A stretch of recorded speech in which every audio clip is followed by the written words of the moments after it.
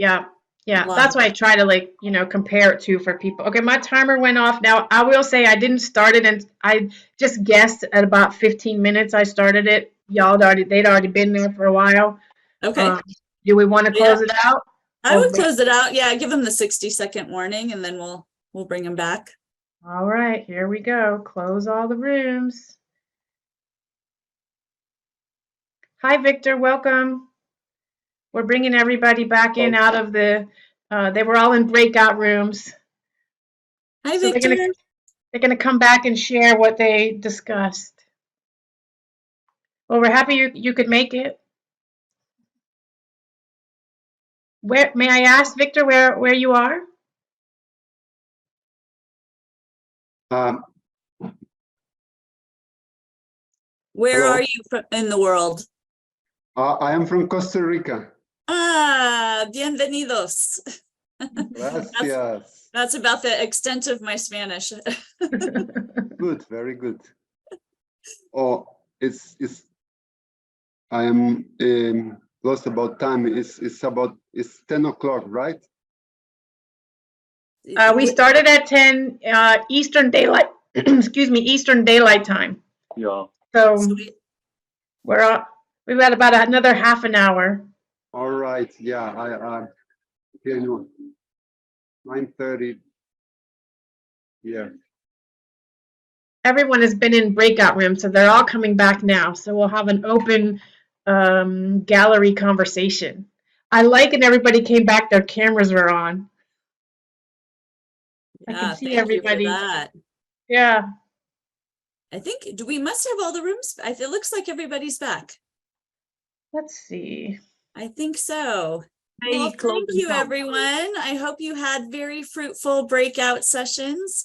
Would anyone like to share back what they were hearing or some ideas that they're hoping to collaborate with others on? Go ahead and raise your hand or just unmute. This is meant to be the rest of the time is just going to be idea sharing and connections. I want to make sure you have some time. We'll leave some time at the end for very informal connections. We can put you back out in breakout rooms if you want, or you can exchange contact information in the chat, but we just really wanted to share a bunch of ideas and make sure that everybody comes away with something valuable today. So who'd like to share from their breakout room?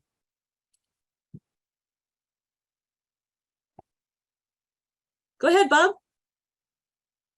Can everybody hear me? Yeah. Yeah. Okay, great. I just figured out how to use this. I got in late. I made a miscalculation on the time differences and stuff. Yeah, we just had a really nice conversation about some of the issues that we have as people in nations that are underdeveloped, like where I'm in Guatemala, for example, and some of the issues, how most people really don't understand how much work actually goes into producing even beans or anything or chocolate or whatever, because they're all accustomed to these big companies that have this at a certain price. And as we know, the gate price is all based on slavery in African Indonesia. And when we have to do something here, our costs are just so much higher. And that people who actually consume and buy chocolate in the developed nations really, for the most part, have no idea how much slavery goes into, how much suffering, how much sweat, and they don't really want to know. They feel they don't really, well, maybe they do, but the issue is when people really understand how much work goes into it. And one of my big issues, I wanted to join in later, but I couldn't, or earlier, but I couldn't figure out how to do it, is being down here, we see the result of the bean to bar global obsession, but how many people understand that anybody who does bean to bar outside of the country where it's grown, literally they're just joining into the old colonialist thing where foreigners come in, they extract the resources, and 90% of the value added goes out of the country, because who makes the money in the country is the owner of the farm, maybe a manager, and that's it.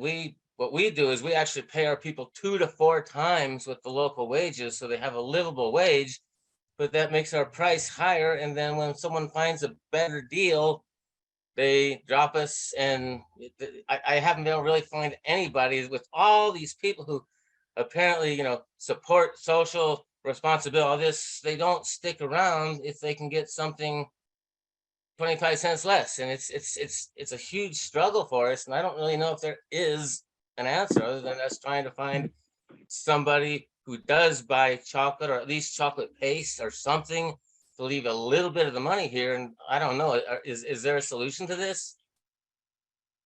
It's well, I don't know that there's a solution either, but I would say it's a really great point, and something for, as we have several makers on, and just, retailers and educators, just something for us to be aware of, in terms of creating, I think, a couple things come to mind, like what Sean Askinosi was talking about in terms of creating those longer term contracts, and building together. And then even what Monica was sharing about, where there was a situation where the farmer said, hey, we need more income right now.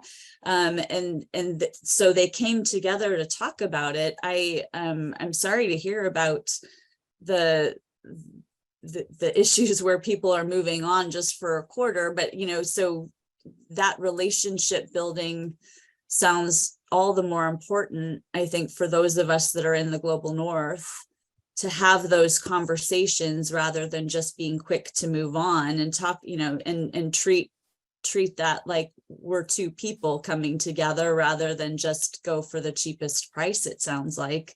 Am I hearing that correctly from you, Bob?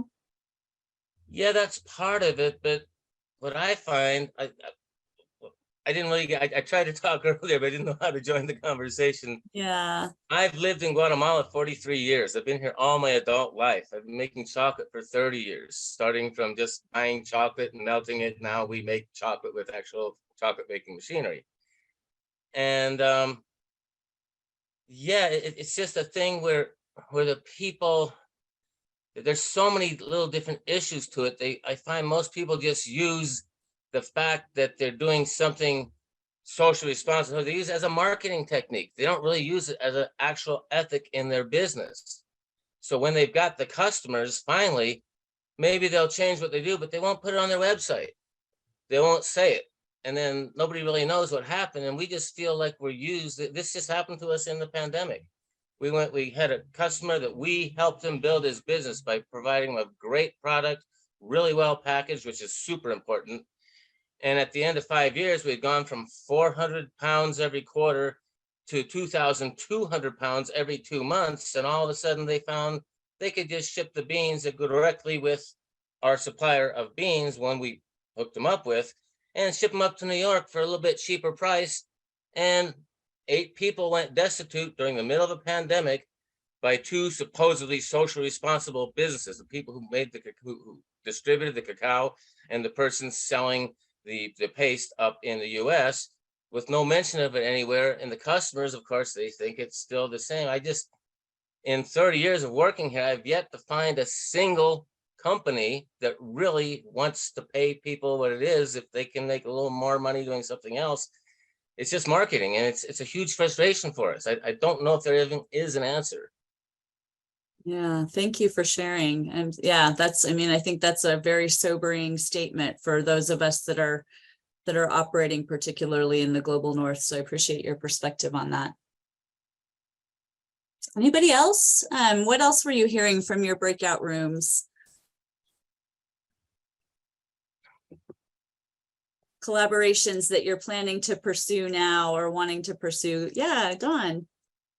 I was pleased to hear Dr. Jessica Henderson talk about her efforts to work with corporations and share the story about chocolate and the chocolate products, and her success in finding that being an effective way to not only educate but also to earn better returns than just selling bars, because corporations will pay for speakers and workshops and other things that inspire their people. So I thought that was a very interesting idea and opportunity.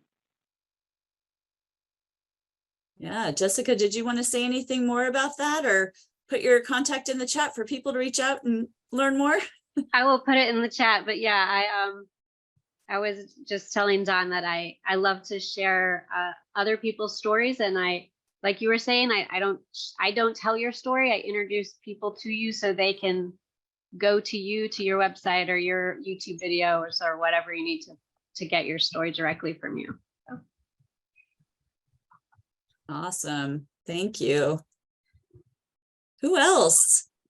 Several of you I know have been in the industry a while and have stuff to contribute. Valeria. Hi, yeah, I just wanted to pass on a little bit of what kind of went on in our group. And I think we talked more about farming, the farming aspects of it, and how to make your cacao better, or your plantation better, and how to introduce other crops so your yield or your being able to produce other things that are not just chocolate bars, or how to use the cacao to its fullest where you're not wasting all the pulp and the shells and all that. And that's kind of what we talked a little bit more about. Tell us more about those products. Well, I I might have overtaken the conversation a little bit. We have been in the industry for a little bit, and we have been able to figure out how to use the other parts of the cacao more than the cacao beans. We use shells. Well, it's a regenerative practice, so the shells go back as much they go to make tea, that we also sell like different cacao teas, as they go to the toilets, because they are dry toilets. So they use, they separate it and they use both things. I was telling them the shells are used for pollination. So even what we think is waste, because everything is done in the farm and they take the cacao beans right under the trees, we use the shells to aid pollination. But we have other crops that grow along with the cacao, other fruits that we use to make our products, our final sale products. We introduce other species that are maybe not native to us, but by being an analog forestry, we have studied the soil and we know that certain plants we need them because they have a certain role in the soil. And therefore we were able to bring a different plant that has that role, but that also gives you a product. So for example, salak or snake fruit, it's not native to Ecuador, but it gives us a product that we can eat. So it gives us food sovereignty at the farm, but it also gives us one more product that we can make into something that people will like, and that therefore bringing more income. That is awesome feedback. Yeah, and for those that haven't had a chance to check out Mashpee, their agroforestry model and their pulp filled bar is ridiculous. It's so good. So try that. Right when we ended up, I was telling them that I had a farmer's market this weekend and I am out of pulp bars in the US. Sorry, you're gonna have to wait until fall. I am out of pulp bars in the US and I wait for fall for the next import. But by not having that bar, I was able to show all the other bars. And I noticed that I focus so much on the pulp bar that I reduce attention from the other ones.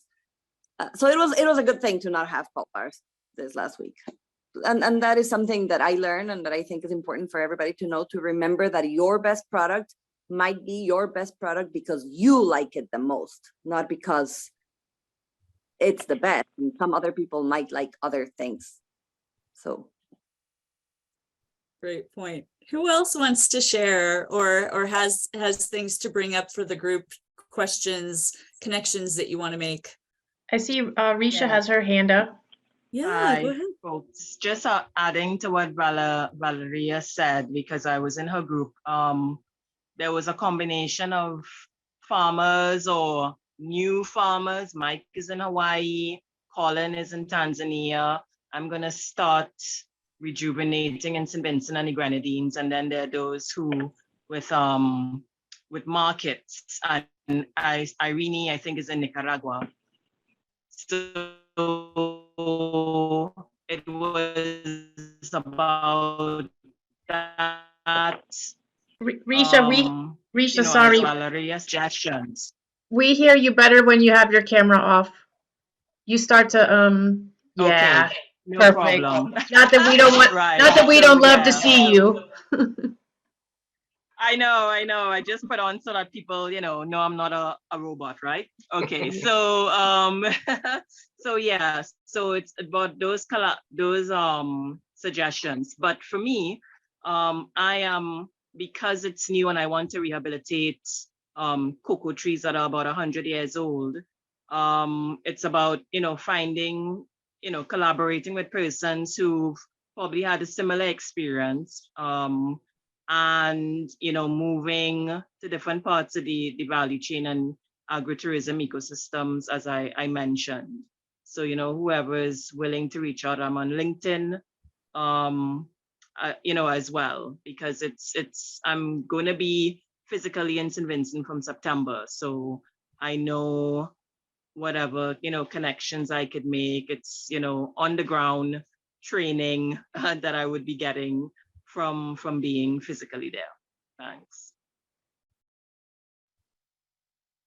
That's great. The other thing I'll just touch on real quick, Arisha, I see from the chat that you said you're interested in how chocolatiers or cocoa makers acquire funding to help communities and farmers, that you've seen most of the funding will help nonprofit NGOs, et cetera. I do think some of that's going to open up a little bit now with some of the changes, at least from US makers, what we're seeing in terms of what USAID and USDA are investing in right now. But I think too, it's also good to, as you're collaborating with people along your supply chain, just similar to, in every situation, I think if you make those needs known and talk to your, particularly folks that are further along in your value chain, about what those needs are, oftentimes your incentives are aligned for them to invest in something that you need in the farming community, if it's going to help your yields, help your quality, help just your overall situation. You heard stories, I think, from all of those makers that I shared the videos of, and then several that I've talked to, that's true. So I just wanted to touch base with you on that and encourage you, is maybe as awkward as that conversation might feel, that's something that I think most makers would, or customers would, want to hear about. Ashel, we see your hand raised. Go ahead. You're on mute. Hi, I would like to. Hold on, Dr. Ogata. Ashel was invited to come in. Okay, sorry. Yes, sir. Ashel, then Ellen, and then Dr. Ogata. All right, so Risha mentioned something about the cocoa industry, because she's from St. Vincent, I'm from Grenada, so technically we're neighbors. One of the things I believe that affects all Caribbean countries is the fact that our governments don't really support agriculture anymore. They're mainly focused on tourism and they neglect that industry. So a lot of times farmers tend to suffer a lot. Luckily for our factory, we own our farm, and the owner, he collaborate with other farmers, which he pay them decent, unlike some of the other chocolate factories who don't really pay the farmers well. So I think getting our governments to support us is one of the main challenges that we have here in the Caribbean, because they don't focus on us, especially here in the cocoa industry. I mentioned in the group that Grenada currently has 6 chocolate factories on the island, and we're doing pretty well. But the challenge for us, for our factories, shipping out. Shipping outside of Grenada is very difficult for our customers, from outside of the Caribbean, outside of Grenada, to purchase our chocolate bars every day. And it would be difficult for them to just take a plane every time they want a bar to just go back and forth. So that's one of the challenges that we face here, and also with the government not supporting farmers or the agriculture in general. That's a really great point. And thank you for raising that, because I think, in terms of collaborations, when we think about the cocoa value chain, that, things like the government might not be directly involved in it, but they of course have an influence over particularly what's going on at the ground level. So thank you for reminding us of an additional collaborator like that, like the environment collaborator. We might not have control over it, but it's important to remember who we're collaborating with. So with that, Ellen. Hey, thank you. I would like to know if there is a kind of training or coaching to make a contract with farmers, because we buy pots and we want to buy fresh beans, red beans.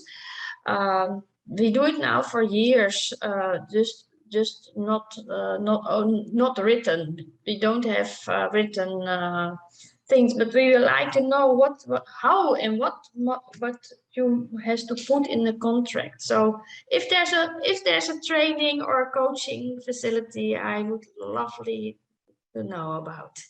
So Ellen, just to clarify, so you're looking for a contract to buy wet beans directly from farmers and you're doing the post-harvest processing yourself? Yes. Okay, so do we have anyone on the call that can help Ellen with that? See, it's my opinion, like if you are in, like, each country has different laws. So maybe you have to find like local chamber of commerce or some farmer group or something, because that works for you. Or maybe we can ask Sean Askinozy, because he is a lawyer. He has some contracts. Maybe Kim, you can connect them. So what I'll do actually, so Sean, my first thought was Sean, but he's of course buying beans that are already fermented and dried. I will reach out to our farmer group our partner farmer group in Honduras does buy wet beans, collect, and also in Indonesia, they're doing the same thing. So let me find out what their standard operating procedures are. I've seen particularly the quality. Yeah, they do amazing things with the quality. So they're doing something right. So I'd be happy to share it, and I'll get that from you. If you want to just drop your information in the chat, Ellen, and then we'll see. And it might require some translation, but I'm sure it will be helpful nonetheless. Yes, we can go to a lawyer here as well. So when we have a example, we can make it through the Surinamese law. Yeah. Okay. Thank you very much. Yeah. Okay. Valeria, did you have, sorry, let's go sorry, into Kim. Dr. Ogata. Yes, Dr. Ogata, Valeria, and then I'd like to invite Don to come in. He has a lot of questions in the chat, so maybe he can come in after Valeria and pose some of those questions. And then we'll be at the end of our time. So Dr. Ogata? Well, I would like to follow up with the comments of Bob from Guatemala regarding the exploitation conditions of farmers, especially in Mexico and Central America. The problem here, as far as I see, is that in the business of chocolate, the first one that are forgotten are basically the communities who produce the commodity, the chocolate beans, as well as the environment. In first place, we have to point out that the production of chocolate is a limited production, and it has to be in the shade. It cannot be at sun, as in many, many places are making right now, because that is against all the system where cacao plantations were invented more than 5,000 years ago. The other one is that whenever I hear plans for business with farmers, it's always the business, how much they pay, how much they produce. And the basic problem is that they don't ask to the farmers, what do they need? And what we have been working, at least from the University of Veracruz, is try to make agreements with people in regards of what are the needs of the community and what we try to find out is what are the means for the communities to be autonomous in terms of what to sell, to whom sell. The other is try to look for self-sufficiency in terms of food, to be self-sufficient. How do we do that? We try to do that by strengthening the links by solidarity. Solidarity means that you are not gonna make business with one of the guys of the community. You are gonna make business with the people, and the people will decide, because it is not possible that the interest of one person can be bigger than the interest for the whole community. And with this, we can have a regional sustainability. That is, they can be growing without ending their ecosystems. And how do we do that? By looking to diversification of products. That is, if you have a shade cacao plantation, you can have more than cacao, and you can have like a different currencies. Let's say the cacao can be the euro, but the corn can be the Mexican pesos, and the let's say the oranges and lemons, another. The thing is that the people will have incomes all through the year, and the basic thing is that people can be able to solve their local problems.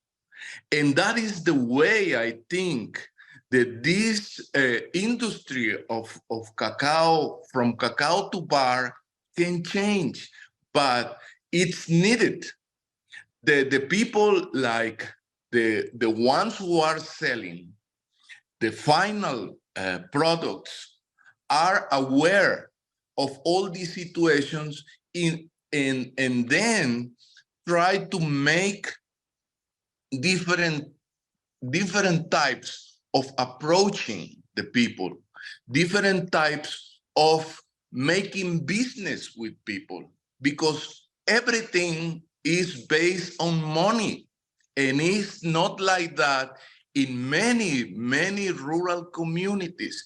We have been not only trying to work with the cacao agroforestry systems, but we are also trying to improve the backyard economy. That is including other types of sustain for food self-sufficiency, like, for example, trying to reintroduce the Mexican pigs, chickens, small yards with tomatoes, chiles, etc. So, but the thing here is to ask the community, what do they want in order to be able to solve their problems locally as everybody else. That's all I wanted to say.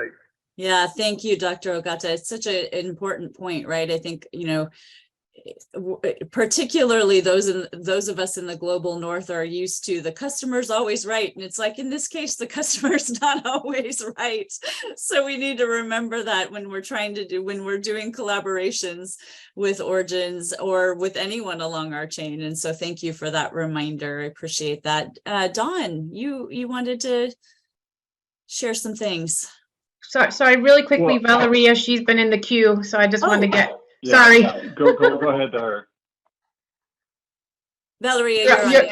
Yep, you're on mute.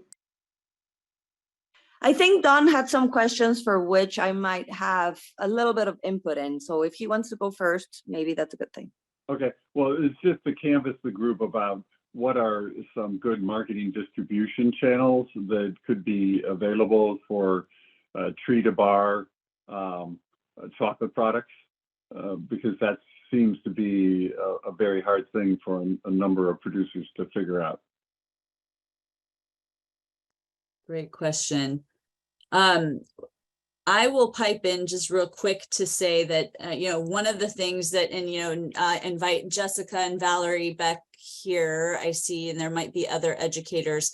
One of the things that I would say for that, because Treat a Bar is not even really that known by many customers, is getting your product in the hands of educators and specialty retailers that very much see their role as educating end consumers is a great place to start, because they're spending a lot more time being, kind of, as Jessica mentioned, first of all, sharing stories directly from your mouth, your channels, but also taking the time to really educate customers about that. And also, I would say, where possible, having that information available on a website, having stories available, videos available, things like that, that people can pull from, particularly for maybe specialty retailers that aren't hand selling your product, is also important, so they can share that with their larger communities. But I'll open it up to Valerie and Jessica. Valerie, see, you're unmuted. Go ahead. Hi. Okay. Yeah, thank you. Dawn, I'm so eager to learn more. And Kim, I completely agree with what you shared. One of the projects that I love working on is exactly what Dawn described. So yes, part of what I do is distribution and connection, and it's really all about the right sort of methodology to help your goals happen. And the education piece is huge. Hand selling is huge. So I'm really just echoing what Kim said, but I would love to chat. Of course, the logo, font, label, all of those, sort of packaging details are outrageously important in the US, as we were talking about in our small group, and it's global for sure, but the eye buys before the tongue tastes. And so I would love to chat more. And I'm just going to say a final word. Thank you to all of us. I'm just so energized from this. So thank you. Valeria, it sounded like you had something to add there as well. Yes. Hi. Yeah. So to Ashel's question, about tourism. So Ashel, we in Mashpee, we offer a chocolate tour, and it is very interesting because people come and they have no idea.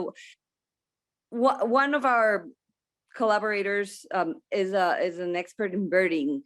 He's a bird watcher and he knows a lot about birds. So a lot of people come to the farm looking for birds, and then all of a sudden they hear, oh, we also offer a chocolate tour. And they're like, sure, let's do that. So we take them through the plantation, and then because our workshop is at the farm, for us it's easy. I understand that that's not the case for everybody, but we do we actually make them make their own chocolate, right? So we have some dried beans. They get to try the fresh bean, but then we give them dried beans, and they get to make the chocolate themselves. We have raw cane sugar right there that we use from a neighboring farm, and that does bring income, and it also brings awareness to the government. If your government is very focused on tourism, that would be a workaround for you, maybe showing. And it also brings tourism to the community, right? Because we do not necessarily offer lodging, but our neighbors do.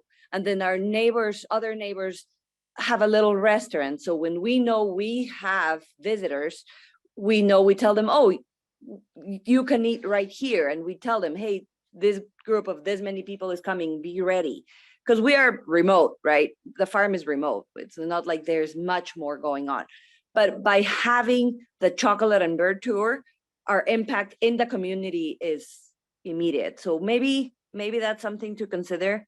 And then to Dawn's question about distributing, I am also very interested in that, but I distribute here, retail, farmers markets, I do, and I try to go to craft fairs, and I feel like craft fairs are better than chocolate festivals, because in chocolate festivals, everybody already knows the process. the chocolate, the aromas. They're looking for something great. But in craft festivals, you're educating people, and people, I find that still have no idea how chocolate is made. In the general public, still has no idea how chocolate is made. Still has no idea all the work that comes making some chocolate. And they have no clue. So when you teach them and when you show them, they are impressed. I always have a dry cacao pod with me, and people, that's what brings attention to my stand. People are like, what is this? So then I get to teach, and those people are always amazed at what they've been eating their whole lives. They had no idea where it came from. I've used Etsy. It didn't work for me because it has too much SEO involved, and that's unfortunately resources that I don't have to like, I don't have the time, and I have not been able to pay for somebody to optimize me in Etsy. I have used Faire.com, which is a marketplace. It's Faire with an E at the end, FAIRE. That one has worked because a lot of specialty stores that are looking for a specialty product are interested in. Of course, they have their commission, which partly eats into my profits. And then just making contact with small specialty stores that are not only chocolate sellers. That's all great feedback. I'm gonna just flash one final slide. I realize we're over time. I'm gonna ask permission from Teresa and Mrs. Balu if we can, those that want to stay on can stay on and continue conversations. If you say no, that's fine too. We can take it off. But I just want to share my screen finally for 1 minute and just to give you some final encouragements. Whoops. So just continue to make connections and build relationships and ask questions. I think you're hearing from a lot of people today that that those ongoing conversations are really needed, and that curiosity to particularly some of the frustrations we were hearing from the front end of the supply chain, really leaning in for those of us in the global north on what we can do better and making sure that we're not leaving our partners high and dry. I also just want to encourage you to connect with us. You can find us at cocoafuture.org or at any of these social channels. And then just thank you so much for participating very enthusiastically, and please, if if there are collaborations or ideas that came out of today, that just drop us a line every once in a while and let us know how things are going. We definitely want to hear from you. So with that, anything, Teresa and Mrs. Balu, that you'd like to say before we release those that don't want to stay on? First thing, before everybody leaves, I just want to make sure they share their contact information. When we send this recording to the other people who registered but did not show up, we want to make sure it's okay to leave your contact. So other people who couldn't come because of the time difference and their commitments, they will be interested in collaborating with you. So please, by leaving the thing in the chat, I want to make sure you give us the permission to share with the other people who are interested. We're not going to share to somebody we don't know, but if somebody wants to watch this video at the recorded webinar or who is registered, we are going to share it. And, we can give another 10-15 minutes to finish the conversation because this is very, very important for the collaboration. Is the important step in growing your business and increasing the farmers' income. So we don't mind staying for another 10 minutes. Teresa? I'm just happy to be a part of the collaboration. And I wanted to say to Valeria, I had a friend travel to Ecuador to the farm, to the farm, and bring back the pulp bar. So I've had the pleasure of tasting the pulp bar. That's all. For me, it all goes back to the beautiful chocolate and yeah. So thank you. Dawn, the floor is yours.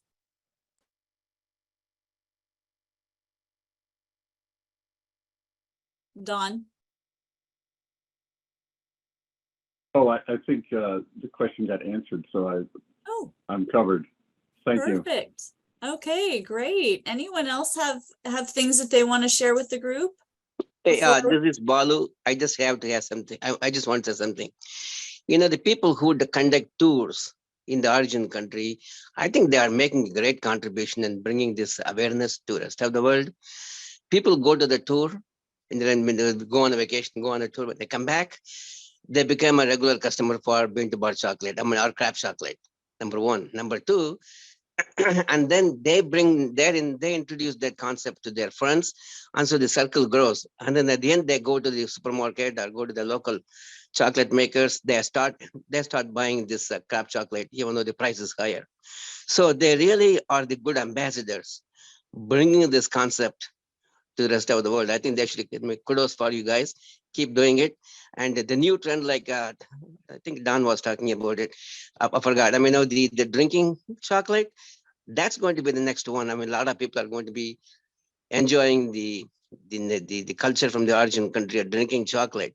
That's a great opportunity for chocolate makers in other countries to grow. I think I really appreciate the tour operators who conducts Bean to Bar tours in the origin countries. Thank you. Such a great point. Yeah. Everyone that I've ever run into, of course, those of you that are in cocoa probably have the same issue. It's like people come back from a tour and they're just way more excited about Kraft chocolate and talking about the cacao pods in the farm. So it's awesome. That's great feedback. Thank you. Anyone else?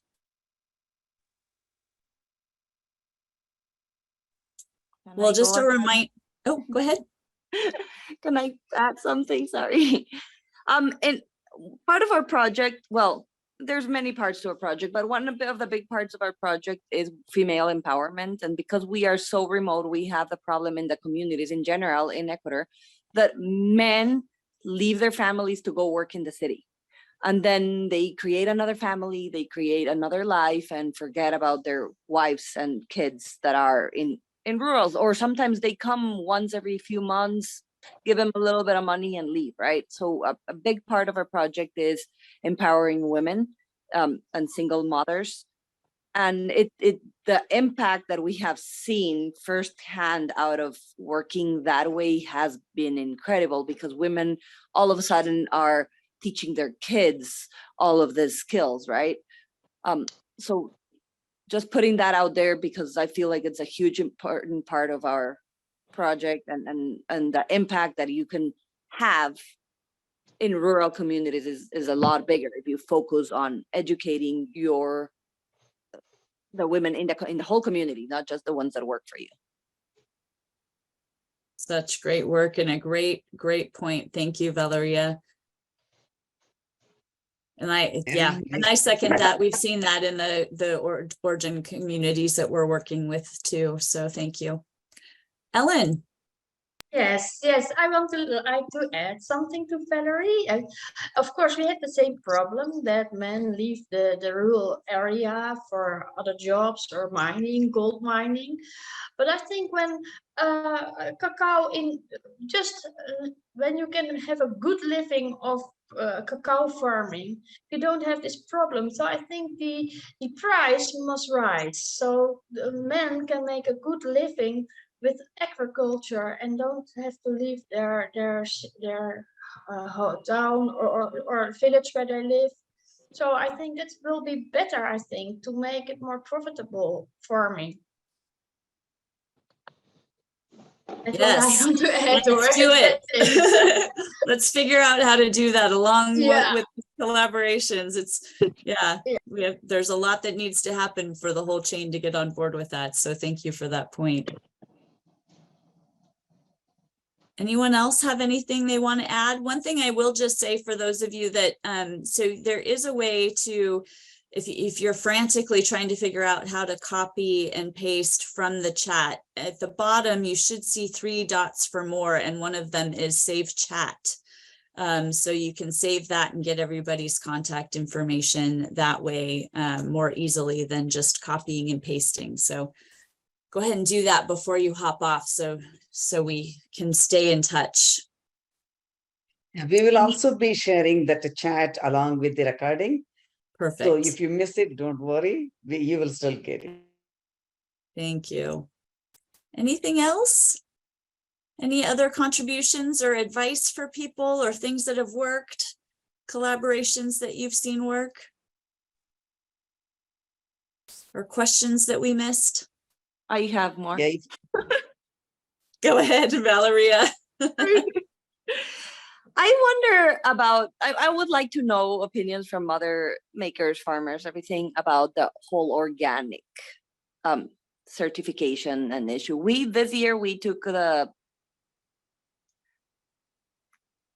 risk of giving up our organic certification because it was money that we could use a lot better into going into the soil. And because we are regenerative and we feel that organic has a lot, regenerative is a lot more complete, but it is a risk, right? Because a lot of people ask me, are you organic? And I can't say yes anymore. And I like to explain this, and some people agree, some people know what's going on, but other people are like, if you don't have the certification, I can't really believe you, even though we have a different certification from Ecuador, from the Guardians of Seeds. So I would like to know just a little bit of what other people think, or how do you feel about this whole organic, or if anybody has the same concerns as I do. Okay, so we had a similar encounter here at our factory.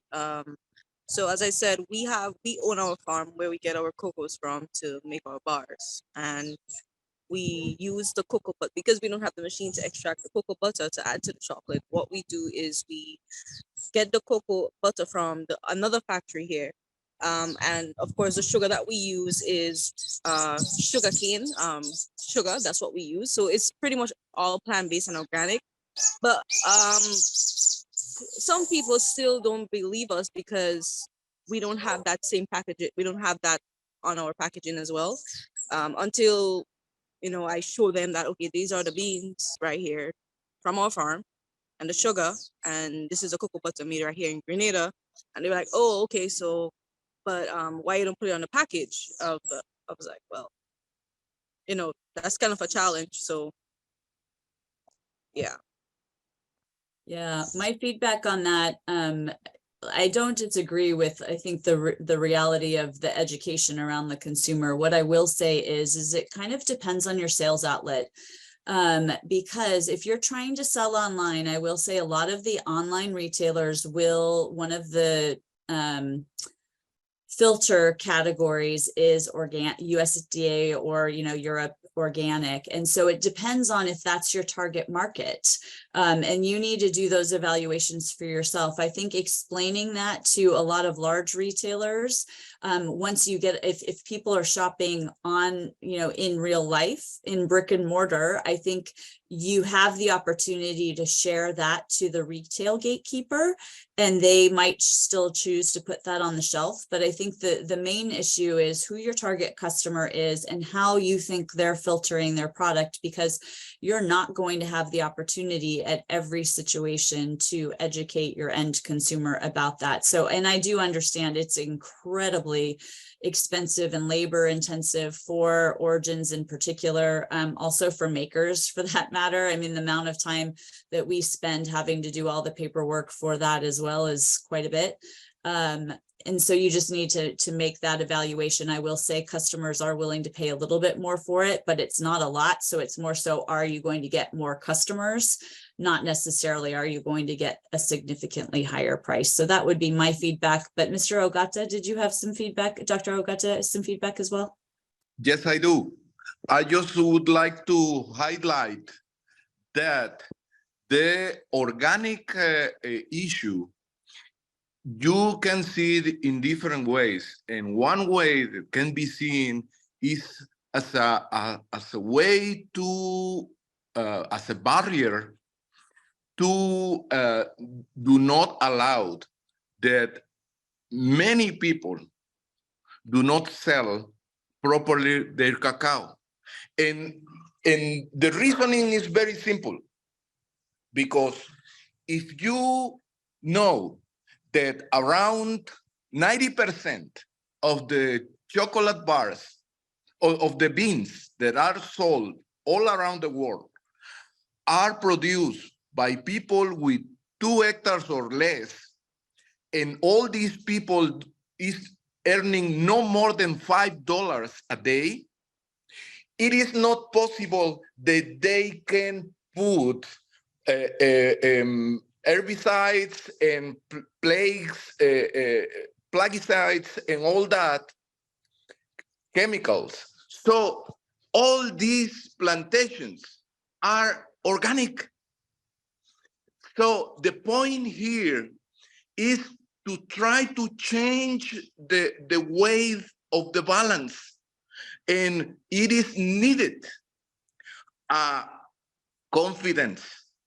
People need to trust on the small farmers, because people doesn't have even that. People don't believe unless you expend a lot of money for a certification that most of the money goes to the same industries. And you know who are the ones who are needed for organic are the big planters, the people who plant more than 10 hectares. And these are the ones who are committed with the industry, but they will not allow that the small farmers get benefited, because otherwise the circumstances will change in favor of the small farmers. So it is very, very important that you highlight my plantation doesn't have a formal certification, but how do you think we are gonna be poisoning if we have money only for the survival of people? That is the point that I think it has to change the narrative of all this chain of value around cacao. Thank you. Very great point. Bob, it sounds like looks like you wanted to comment on that as well. Yes, can everybody hear me? Okay, good. Yeah, this is something I come up with over and over and over. And the fact of the matter is a very, very uncomfortable truth, like the one I was just talking about. Organic is simply a marketing technique. It has zero benefit. It's not healthier. It's not cleaner. It's not anything. And to tell people that is like attacking their religion. The fact of the matter is more organic food is sold than is produced. There's no test for it. It's an arbitrary, there's no rules. It's not real. It's just a marketing technique to people who have money and think they're going to spend more money and get something that's better. And talk to any agricultural scientist, someone who's educated in agriculture, someone who has a mass spectrometer to actually see this stuff on an atomic scale. There's no difference. It's the same thing. It's like fair trade. It's just another marketing thing that has nothing to do with reality. And what man just said is exactly true.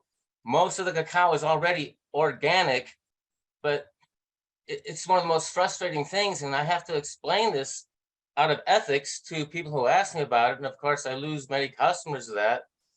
But we're more dedicated to our ethics than we are placating people. And I tell them, yes, we can get you organic cacao, no problem. It'll cost more. But I have to tell you the honest truth about it. And then, well, yeah, so exactly, I agree with everything he said. Most people don't understand the reality of organic. Thank you. From the beginning, we have been telling our customers, you don't have to look for organic certification because that benefits, like everybody said, because the person who has 2 acres, he doesn't have $10,000 a year to pay for it. He doesn't even make that much money from selling the beans, the whole of the beans. Where is the money to add $10,000 to his expense? So maybe what I would ask all of you here, if any of you are good in writing, or if you have any PR, maybe we should give a press release saying, a lot of ways to educating the normal consumers, the chocoholics, why they don't have to look for organic, but also we have to find a way if they can put it's like pesticide free or fertilizer free, you don't have to say organic because that somebody wants it, but you can put in your ingredients saying, your farm, it's obtained from the farm that doesn't use any pesticides or thing that nobody is going to stop you. Then you can show, look, if you want, you can go on, like a lot of people like Joe Chocolate that you gave the example, they show the farm, what's happening in the farm. So you put some videos from the farm and how they are smallholders and they're working hard, and that will change the public's mind. I know it's right now organic is the cliche, like you pay like twice or 3 times more for organic, which you don't have to. When at the end, the organic, like you all said, it does not help the chocolate makers or the farmers. It's just helping the certifying companies.